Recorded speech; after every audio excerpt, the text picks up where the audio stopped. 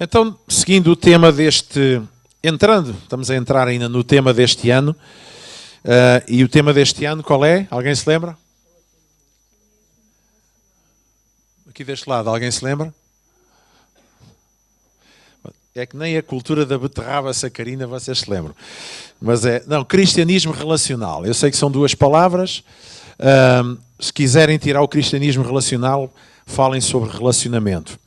Mas depois de termos falado bastante sobre quem somos em Cristo Jesus, a nossa identidade dele e nele, o facto de termos recebido uma identidade de justiça, uma identidade de graça, uma identidade de amor, importa perceber como desenvolvê-la e a partir disso o que fazer na nossa vida. Amém? E como é que tudo o resto se encaixa sem cairmos na dimensão da culpa e da condenação outra vez. Então, quando nós falamos sobre cristianismo relacional, importa saber responder a esta pergunta.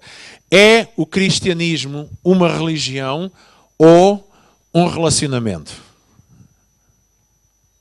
Ok? É o cristianismo uma religião ou é um relacionamento? Nós podemos dizer que a religião normalmente é definida como uma crença e a adoração de um poder sobrenatural, de um poder que está para além do controle humano, certo? Especialmente um Deus ou outros deuses, ou vários até, não é? Porque, por exemplo, há a religião, os panteístas, tudo é Deus, não é? Tudo que se mexe nesta terra e aquilo que não se vê, tudo para eles é Deus. E nesse sentido, nós poderíamos dizer que cristianismo é uma religião, porque se integra dentro deste conceito de alguém que adora, que crê num poder sobrenatural de um Deus ou de vários deuses. No entanto, o cristianismo ele tem uma diferença fundamental em relação às outras religiões e que nos separa de outros sistemas de crença. E é isso que nos difere, se vamos falar de religião, aquilo que nos difere de todas as outras religiões é que nós temos um relacionamento pessoal com Cristo Jesus. E aquilo que define normalmente também as religiões, sejam elas teístas ou não, é religiões que no fundo estão muito centradas, apesar de se crer num poder sobrenatural, mas tudo se centra no esforço pessoal do homem. Na prática de uma série de coisas. Obras de homem que precisam ser estabelecidas e cumpridas para nós chegarmos a... Mesmo aqueles que são da filosofia oriental e das meditações transcendentais e dos iogurtes, dos yogas, tudo mais, o que está por trás disto implica muito tudo aquilo que eu tenho que fazer para chegar àquele estado de espírito. E é verdade que a palavra de Deus também nos dá algumas práticas cristãs que nos ajudam a desenvolver a percepção do Deus que está em nós. Mas tudo isso não vem do facto do meu esforço, mas vem do facto de que Deus fez todo o esforço que era necessário para chegar a mim, habitar em mim e me amar e me fazer saber isso e dizer, eu estou aqui não para te dizer aquilo que tu tens que fazer, mas para nos relacionarmos. E neste relacionamento, aquilo que eu preciso fazer, encontro no simples revelação de quem Jesus é.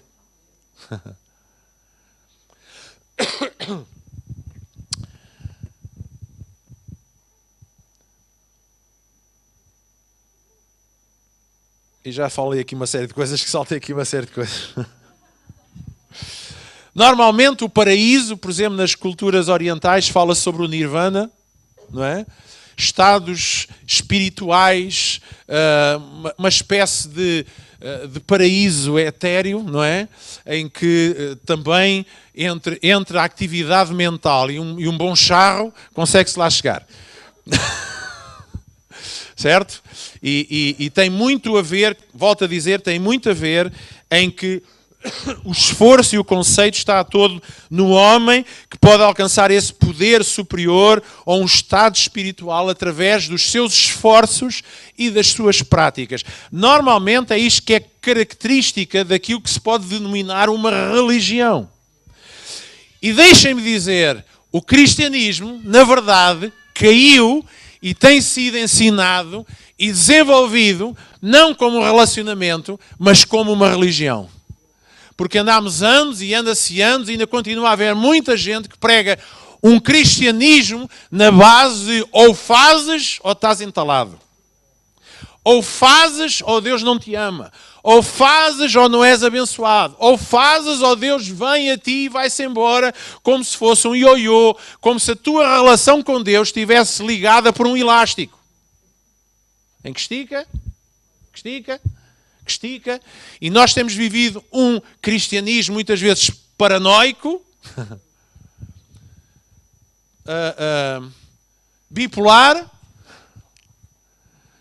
E isso tem causado e gerado todas as gerações de cristãos com graves problemas.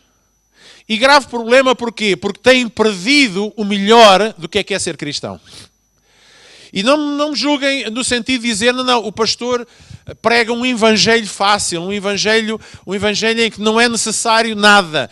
Não, na verdade, para estar em relacionamento com Deus, a única coisa que Deus pediu de mim foi que eu cresça na sua obra, e cresço naquilo que Ele fez por mim, e ao aceitar isso é suficientemente poderoso para me regenerar, para me fazer nascer de novo e me dar uma nova motivação. E a motivação está no meu relacionamento com Ele. Sabe porquê, meu caro? Porque ninguém ama porque é mandado. Já experimentaram mandar alguém amá-lo? Isso era fixe. Então, a gente, quando anda à procura de namorado ou namorado, víamos aquele que a gente gosta e chegámos ali, em nome de Jesus, eu te ordeno que me ames. É já aqui. Mas ninguém ama porque é mandado. Então não faz sentido pensarmos num Deus que ordena que nós o amemos e fica à espera que nós o amemos só porque Ele manda.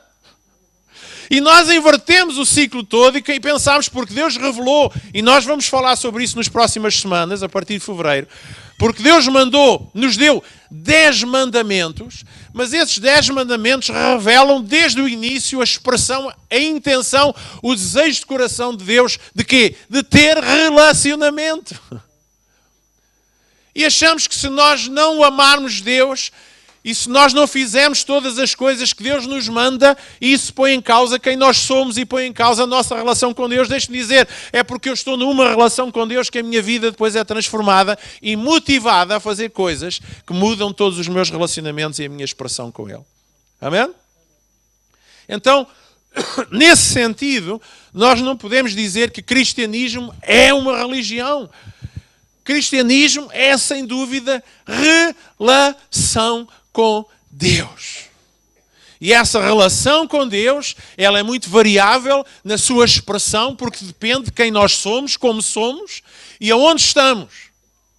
E eu, na minha relação com Deus, posso ouvir a voz do Espírito Santo em mim e falar com Ele de forma aberta, posso até ter uma aproximação um pouco mais formal, posso ouvir e ler da palavra de Deus, Ele a falar comigo, posso estar atento àquilo que Deus fala comigo através das circunstâncias, da natureza, enfim, eu aprendo a ouvir Deus. E aprendo a ouvir Deus porquê? Porque eu estou numa relação com Ele, e quando está numa relação com alguém, eu quero conhecer essa pessoa com quem me relaciono.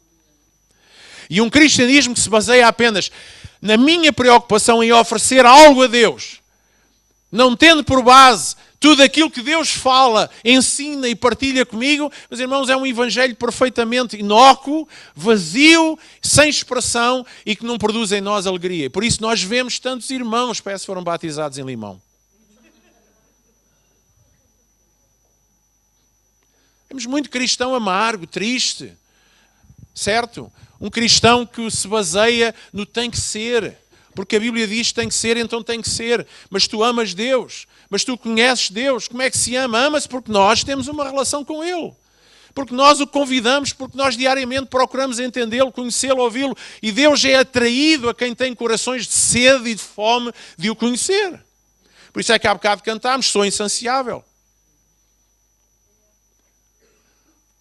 Sou insaciável porquê? Porque cada vez mais eu quero conhecer esse Deus que se ofereceu por mim, que me amou com a sua vida, que me amou com a sua presença, que não me lançou em rosto os meus pecados e as nossas falhas, antes veio e antecipadamente fez tudo o que era preciso para que eu descansasse na sua obra. E quando eu descanso na sua obra, eu não vivo mais preocupado com o que é que tenho que fazer ou deixo de fazer. Eu vivo preocupado em não me afastar dessa graça. E quanto mais eu conheço dele, mais eu respondo em amor ao Deus que me ama. Por isso é que a Bíblia diz, nós só amamos Deus porque Ele nos amou primeiro. Amém? Então, se Ele me amou primeiro e por causa disso eu o amo, eu tenho que perceber a dimensão do seu amor para comigo, para que eu possa ser totalmente movido no mesmo amor para com Deus. Alguém percebe o que é que eu estou a dizer? Eu acho que sim. No cristianismo, Deus foi o agressor e a vítima. No cristianismo, não é? Deus é o exigente, o agressor, e nós somos as vítimas nas mãos de um Deus que um dia está bem e outro dia está mal. Alguém percebe o que é que eu estou a dizer? Deus, quando diz que nele não há sombra de variação, nele não há oscilação, porque Deus está estável, está firme na sua relação connosco. Então, Deus, Ele foi o agressor. Sabe porquê? Deus é santo, Deus é puro, Deus é justo e Deus odeia o pecado. Certo? E todos nós, naquilo em que temos valores de justiça e de verdade, todos nós sentimos repulsa por aquilo que choca com a nossa justiça e o nosso caráter. Correto? Todos nós ficamos indignados quando alguma coisa é feita, acontece, e com a qual nós dizemos assim, aquilo é tão antigo, o meu coração, que eu sinto alguma resistência. Alguém percebe o que eu dizer? Deus é exatamente assim em relação ao pecado. Mas Deus sempre nos amou, mesmo apesar do pecado. Então, Deus não veio para nos agredir, Deus veio para matar o pecado. Deus veio para remover isso da nossa vida. E Ele fez isso. Então, não só Ele era o agressor no sentido que justiça era exigida pelo caráter de Deus para que aquilo que foi feito e aquilo que havia de errado fosse julgado, mas Ele o fez em si mesmo. Então, Ele próprio ofereceu a Jesus Cristo, Cordeiro Santo, animal, linguagem do Velho Testamento, como sacrifício eterno, diga comigo, eterno, para que não fosse preciso mais nenhum sacrifício, para que em Jesus Cristo Ele fosse o agressor, mas fosse também a vítima. E depois desta obra completa, Jesus faz de nós beneficiários. E quando eu sou beneficiário, para quê? Para que finalmente livre de preocupação e da tentação de viver constantemente a procurar um estado espiritual do nirvana, uma justiça própria, eu sinto-me bem porque hoje consegui fazer as coisas de Deus à maneira. Fui todo certinho, mas amanhã vamos estar todos embrulhados porque fizemos coisas. Gente, não vale a pena viver por aí. É aí que o cristianismo difere de todos os outros. Porque nós não procuramos um estado qualquer pelo nosso esforço. Nós já lá estamos.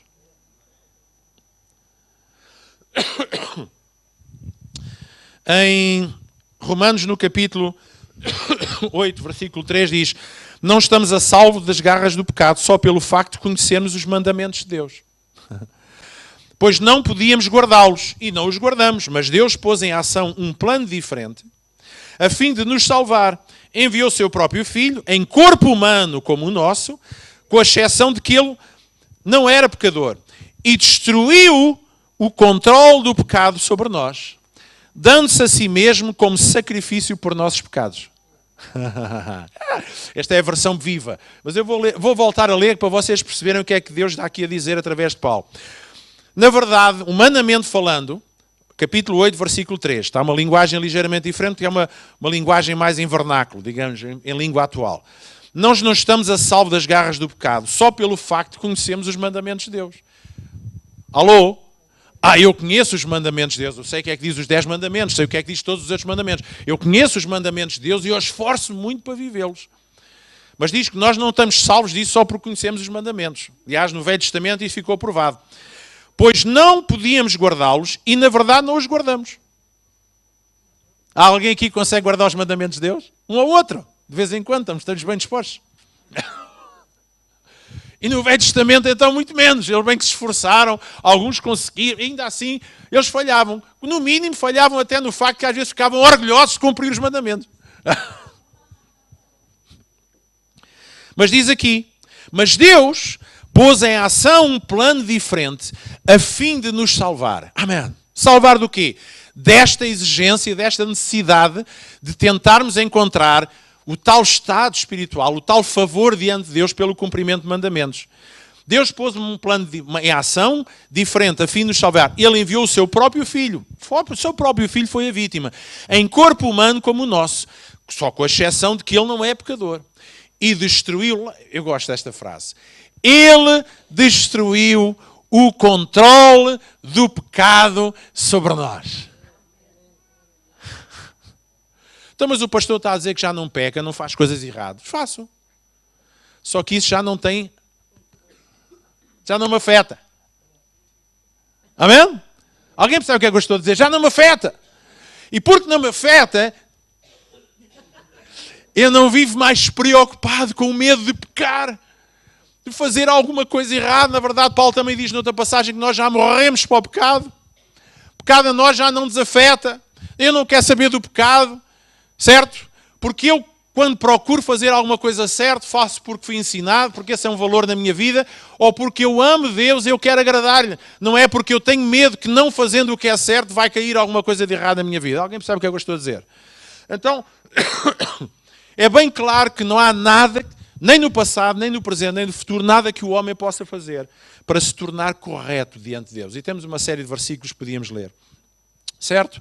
Então, de acordo com o cristianismo, no sentido ensino, revelação de Deus, Deus fez por nós o que nós não podíamos fazer por nós mesmos.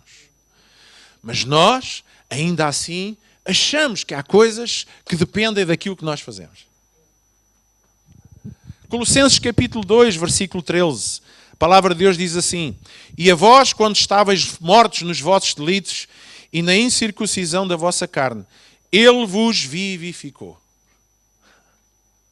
Coisa mais linda. Diga comigo, quando eu estava morto,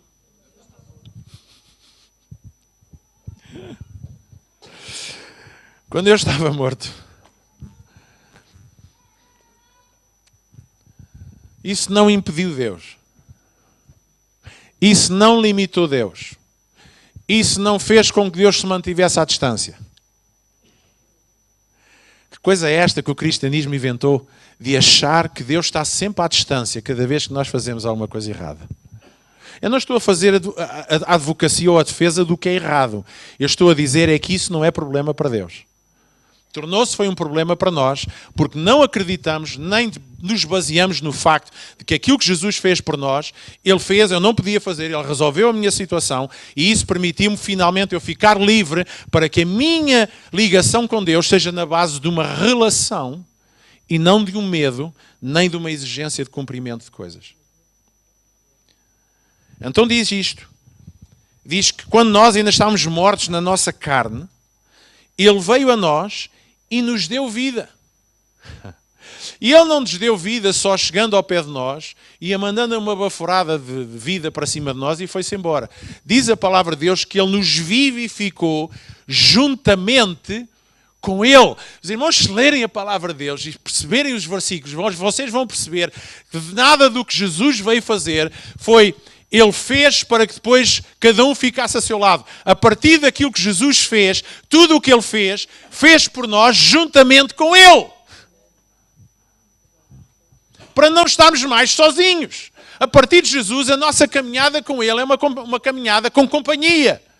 Com coragem, com encorajamento, com presença, com mão, com a sua justiça, com o seu consolo, com tudo aquilo. Ele veio para nunca mais estarmos sozinhos, para Ele caminhar connosco. E isso é fantástico, e isto é relacionamento.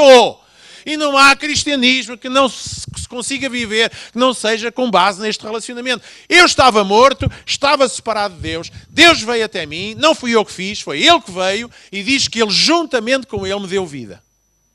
E por isso nele eu existo, nele eu vivo, nele eu me movo, nele eu canto, nele eu sirvo, nele eu durmo, nele eu bebo, aleluia, nele eu faço tudo. Por isso Paulo e Pedro dizem para nós fazermos tudo em nome de Jesus, porque não é uma questão de nome, isso não é um amuleto, nem é uma chave, nem um abre de sésamo. É viver diariamente percebendo que a partir da cruz e da ressurreição nós não estamos mais sozinhos.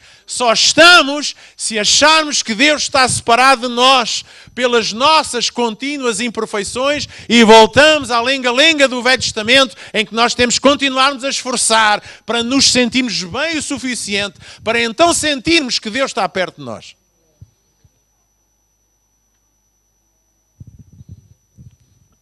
E havendo riscado a cédula, outra versão diz o escrito de dívida. Sabe que hoje há outra vez muito escrito de dívida. A gente passa numa loja e tem lá a lista das pessoas que têm lá os fiados por pagar. A malta que faz isso. Até as finanças, acho que também tem lá quem são os maiores devedores, eu não sei quem, não sei mais. Isso só prova que a lei escrita não muda ninguém. Porque há gente que nem disso já tem vergonha. Alguém percebe o que é que eu estou a dizer? Diz que, havendo riscado o escrito de dívida que havia contra nós por causa das suas ordenanças e que nos era contrário a nós, diz que removeu do meio de nós, cravando na cruz. Irmãos, a cruz foi o ponto onde nós morremos. Na cruz todo o pecado morreu. Na cruz toda a minha separação morreu. Na cruz todo o meu esforço em me aproximar de Deus morreu. Na cruz morreu toda a ideia de que era possível, pelo meu esforço e pelos meus actos, conseguir uma coisa que só Jesus conseguiu fazer. E isto é libertador para a nossa vida. Ele removeu da nossa vida tudo aquilo que era a acusação, tudo aquilo que nos separava de Deus. E porque Ele nos amou, Ele levou sobre si o castigo que hoje, diz lá Isaías, nos traz a paz. Pelas suas pisaduras nós fomos sarados. Ele foi moído pelas nossas transgressões. Ele foi triturado. Ele sofreu. Ele passou. Sabe para quê? Para que a gente não continue a sofrer e a passar por causa de transgressões, por causa de pecados, por causa de erros. Pastor, mas está a defender que nós devemos viver uma vida desbunda? Não, gente. Sabe porquê? Mas também não te estou a dizer para viveres uma vida de esforço cristão se tu não conheces Deus e não o amas. E não o amas porque, na verdade, não sabes como é que Ele te ama. O meu desejo de transformação vem do facto de eu conhecer tanto o coração de Deus que eu me apaixone por Ele, que eu fique admirado com Ele, que eu fique encantado com Ele. Isso como não responder na mesma moeda? Quando nós estamos apaixonados e amamos assim de forma fresca, nós com facilidade fazemos coisas que habitualmente não fazíamos e que para nós era um problema. Todos nós amamos a cama, mas naquele tempo em que nós estávamos apaixonados e amamos com outra intensidade, nós até passamos noites inteiras acordados. Não nesta idade, não é? Não estou a brincar. Certo? Dispomos dinheiro, dispomos esforço. Antigamente fazia serenatas. Antigamente qual beijinhos e amassos, era cá de baixo e beijocas. Não é? Mas aquela antecipação toda, depois era só fogo de artifício. Quando chegava... Certo? Mas quando se ama, nós fazemos coisas. Quando se ama, a gente oferece, a gente sacrifica. Gente, é fruto de amor. E se há alguma coisa que vai agradar o coração de Deus, em primeiro lugar, é esta fé que diz que aceita e crê na obra de Jesus Cristo. E depois é tudo o que vem daí. Eu sirvo a Deus porque eu quero, não porque alguém me diz que eu tenho que servir a Deus. Eu amo a Deus porque eu quero, não porque Deus disse-me que eu tenho que o amar. Ninguém consegue amar porque alguém o manda amar. Isso não acontece em lado nenhum. E faz-me às vezes espécie como é que há tanto cristão que gosta de ser mandado. Já estou como o outro, parem de mandar tanto que eu já não consigo desobedecer a tudo. Há crentes que passam a vida a achar que a palavra de Deus é só uma regra e uma lista de tens que fazer e tens que fazer e tens que fazer, que é para depois não fazerem. Que é para depois viverem naquele ioiô emocional em que um dia sente-se uma bosta porque não conseguiu fazer nada do que ele acha que deve fazer, mas se lhes dermos a mensagem da graça e da liberdade, certo? Acham aquilo despropositado, acham aquilo que não faz sentido nenhum, porque é suposto Deus dar trancada na nossa cabeça, como se isso fizesse com que as pessoas tivessem sido mais fiéis. Alguém percebe o que é que eu estou a dizer? Gente, isto é uma coisa que nós temos que partir de uma vez por todas. E partir para um cristianismo relacional. Deus veio para estabelecer um relacionamento e não religião. De tal maneira que o maior adversário, o maior opositor de Jesus Cristo foi precisamente a religião instituída. Certo?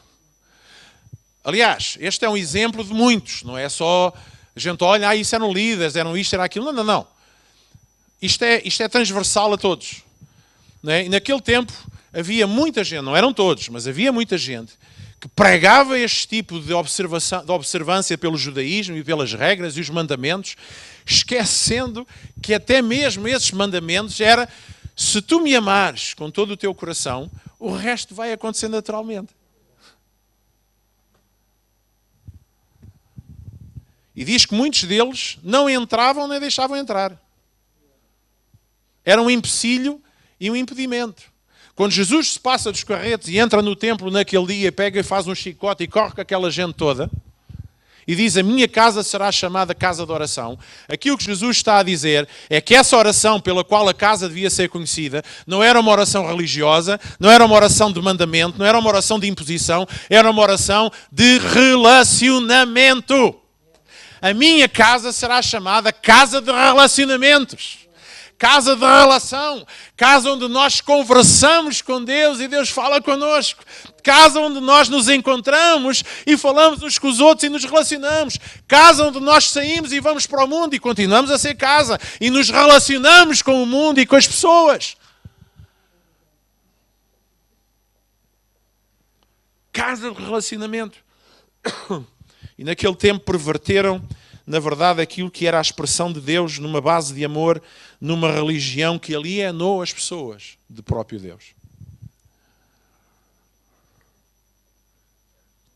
E eu não vou dizer que sou um grande doutor da lei.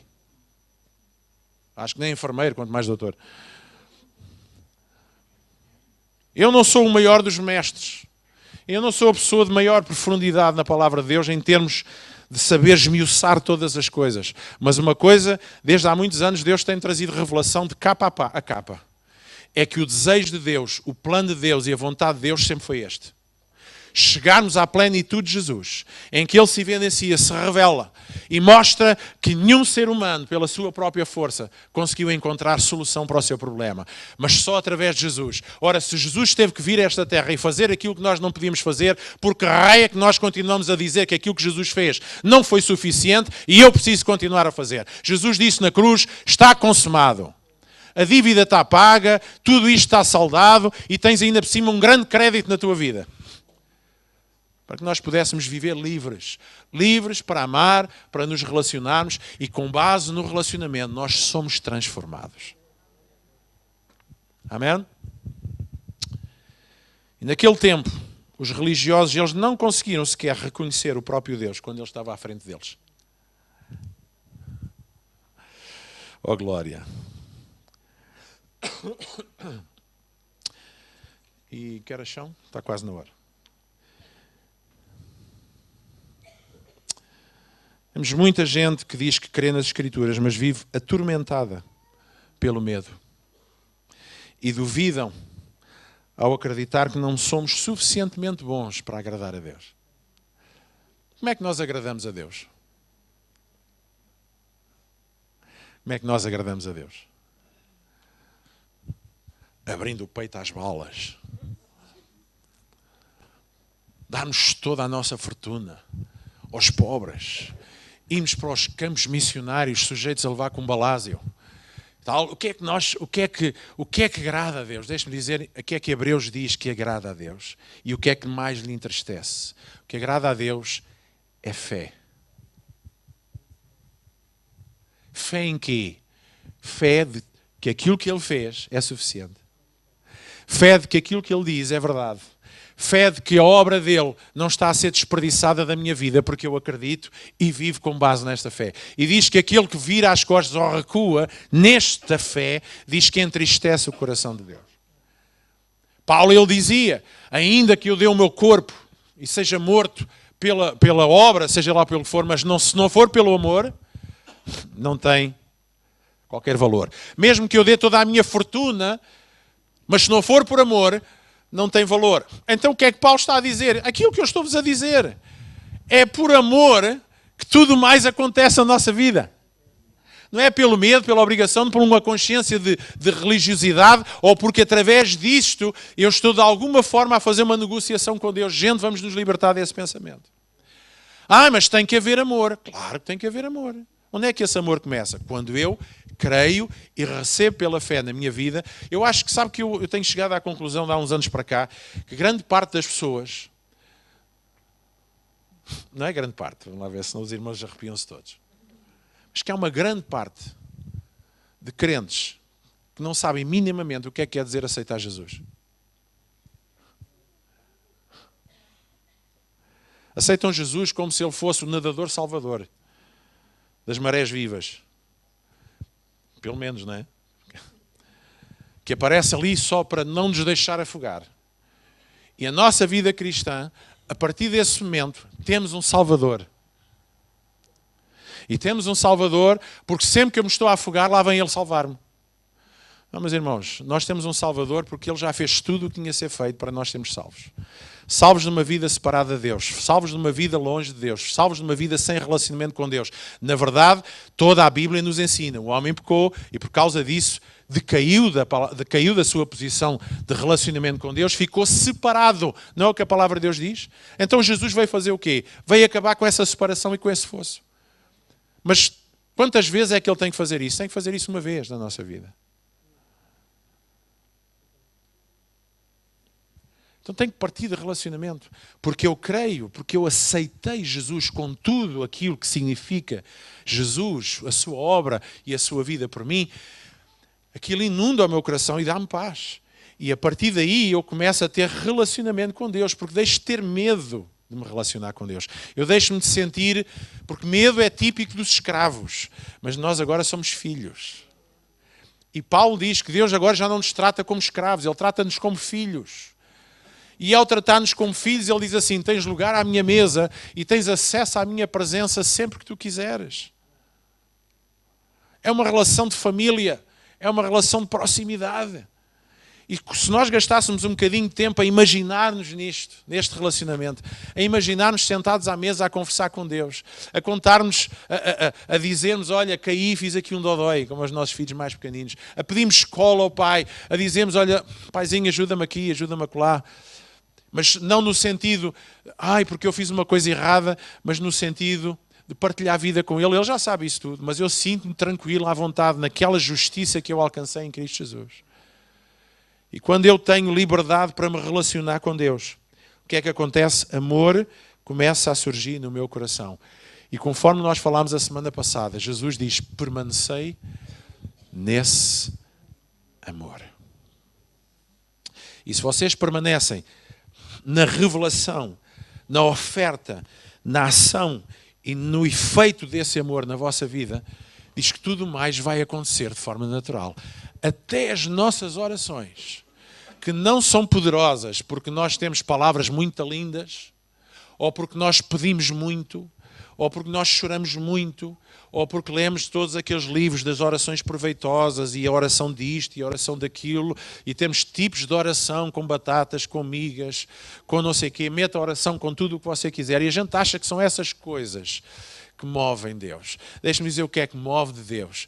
Quando nós estamos na nossa plena posição de filhos, sem medo.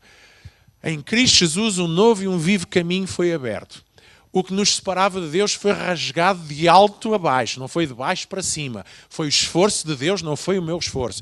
E eu venho à presença de Deus e apresento os meus pedidos no trono da graça. E no momento certo eu vou encontrar misericórdia e tudo o que eu preciso para a minha vida. Porquê?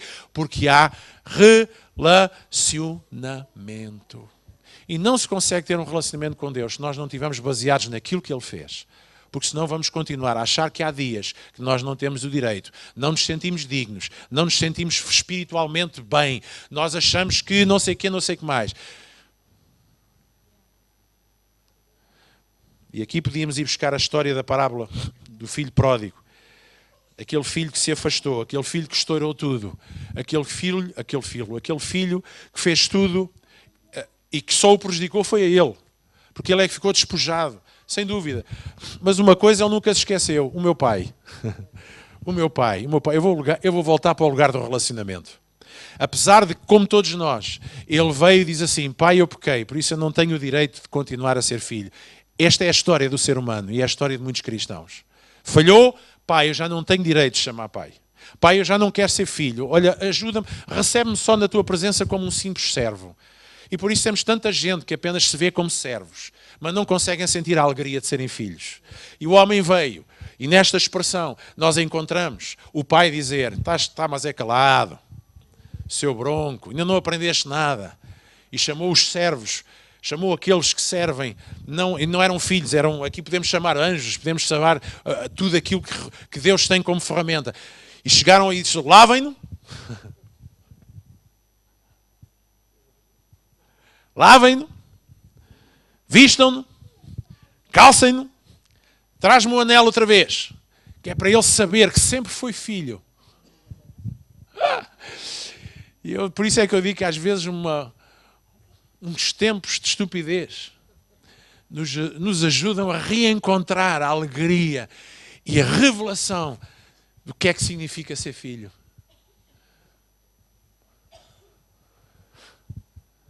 Este é o nosso lado humano. Nós recompensamos quem faz as coisas bem. Deus tem esta coisa fantástica que nos desmonta e nos parte todo aos bocadinhos. A gente porta-se mal. E ele diz, anda cá, meu filho, senta-te aqui ao meu colo. Toma lá aqui o meu anel, que é para não te esqueceres quem tu és. Toma lá esta roupa. Sujaste, pá, tira-se, não faz mal. Vamos ali à Springfield, compramos ali outra roupinha. Não? Toma, está aqui o teu vestido, está aqui sapatos novos. E mais! E mais! Deus restaurou-nos na área em que nós tínhamos problemas. Diz que aquele estúpido daquele filho, estúpido pela sua ignorância e insensatez, ele estourou o quê? A sua fortuna. E o que é que o pai faz? Restaura-o precisamente. És meu filho, vamos para a festa, traga o melhor bezerro, vamos fazer aqui uma rave, vamos fazer aqui uma festa, de tal maneira que diz que o filho mais velho, quando vinha do trabalho, diz que ouviu as danças e as músicas em casa do pai. Não acham isto fantástico, meus irmãos? E eu tenho visto isto acontecer ao longo da vida. Na minha vida e na vida de tanta gente. Na área em que nós fomos mais fracos, Deus chega até nós. E Ele não quer saber muitas vezes o que é que nós temos para lhe dizer. Ele interessa-lhe aquilo que Ele sente por nós. Ok? Fica bonito. Sentimos que alguém está arrependido e dizer as palavras certas. Mas mesmo que alguém não tivesse arrependido, o Pai estava lá para amar. Foi isso que Ele fez antes de termos Jesus. Ele nos amou. Ele veio até nós. E Ele nos restaura, nos reforça, nos reafirma. E como não ter uma relação de resposta e amor para um Deus que faz isso connosco? Fogo. Eu portei-me tão mal com aquela pessoa e aquela pessoa ama-me. Em vez de se vingar de mim, aquela pessoa ama-me. Isto desconjunta-nos. Isto tira-nos as palavras. Isto faz-nos, se a gente tivesse um buraquinho, enfiar-nos ali dentro. É ou não é? E aí temos a palavra de Deus. O seu amor nos constrange. Amém? É relacionamento. Amém? E no seu relacionamento, Ele nos capacita a vivermos como filhos do Rei. E tudo aquilo que nós entendemos como santidade nunca será por força da nossa vontade. Será sempre pelo poder do seu amor. E quando mais o conhecemos, mais transformados somos e deixamos de ser aquilo que éramos para aquilo que devemos ser.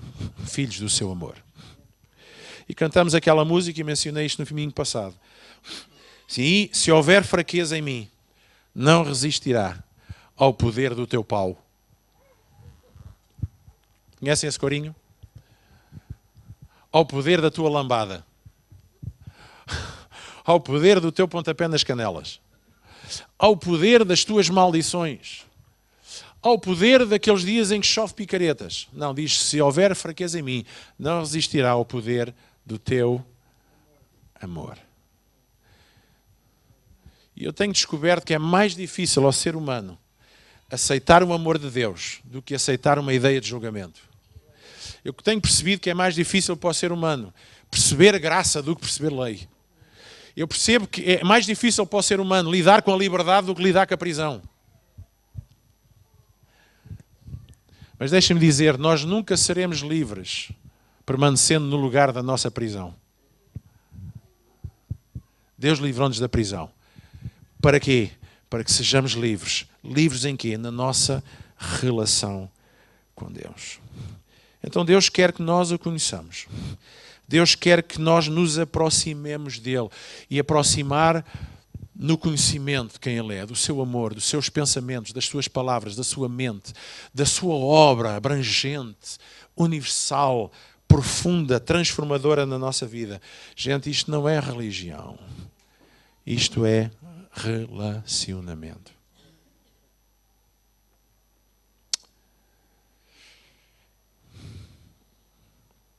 Termino lendo, ou relembrando isto. Ninguém ama por mandamento. E sabe porque é que eu estou a dizer isto? Porque em fevereiro nós vamos começar a falar sobre os 10 mandamentos. Alguém disse que os 10 mandamentos eram 10 africanos sentados na fila da frente a mandar mentos. Os 10 mandamentos. Os 10 mandamentos, as 10 ordenanças. As 10 expectativas, as 10 ordens, o que nós quisermos. Mas, na verdade, aquilo é a súmula de um Deus que diz, gente, se vocês me amarem com toda a vossa força, o vosso coração e o vosso entendimento, tudo o resto, isto é o que vai acontecer na vossa vida. Mas o interessante é que antes do primeiro mandamento, antes de Deus dizer, ama-me com todo o teu coração e mente, ele diz assim, escuta, ó Israel. Escuta, ó Israel. Estás à escuta? Ótimo. Então significa que já há aqui um relacionamento. Eu ouço Deus, eu falo com Deus. E Deus fala comigo, e Deus diz, escuta, ó Israel. E depois de estabelecer ali uma base de relacionamento, Deus diz assim, agora ama-me. Alô? Está lá na Bíblia, gente. Eu não estou a inventar nada. Está lá na Bíblia. Vamos permitir que ao longo deste ano, e tudo aquilo que Deus irá falar por mim e por outros que aqui estejam, e por aquilo que Deus irá falar ao vosso coração, e espero eu que sim, de forma muito pessoal, nós consigamos chegar ao final do próximo ano, não só com a firmeza de saber quem somos em Cristo Jesus, mas a partir desse fundamento estamos numa relação aberta. Agora usa-se muito. Estou numa relação aberta. Não sei o que é que isso quer dizer. Não sei se é... Deixam sempre a porta da rua aberta, janelas abertas, enfim. Ou aberta a influências, enfim, não interessa. Mas na verdade eu tenho uma relação aberta com Deus. Todos já podem perceber. A porta da relação com Deus está sempre aberta para mim e a minha está sempre aberta para Ele. Elas nunca se fecham. A não ser que eu permita-me a mim mesmo deixar de acreditar nisso e aí eu sinto-me, por vezes, separado dele. Mas o mesmo Paulo, que foi um malandro e que matava cristãos ao pequeno almoço, quando abria a época de caça, lá ia ele perseguir cristãos. Este homem, ele chegou a esta revelação. Ele sentia uma dívida com Deus e disse, eu fiz tanto mal no passado, como não fazer agora o bem. Mas ele faz isto por causa daquilo que Cristo fez na sua vida. E ele chegou ao patamar de dizer, não há nada que me separe do amor de Deus. Se havia alguém que poderia ter sentimentos e pensamentos de separação de Deus, era Paulo. Ele próprio dizia, não há nada que eu faça que possa compensar o mal que eu fiz. Só Cristo.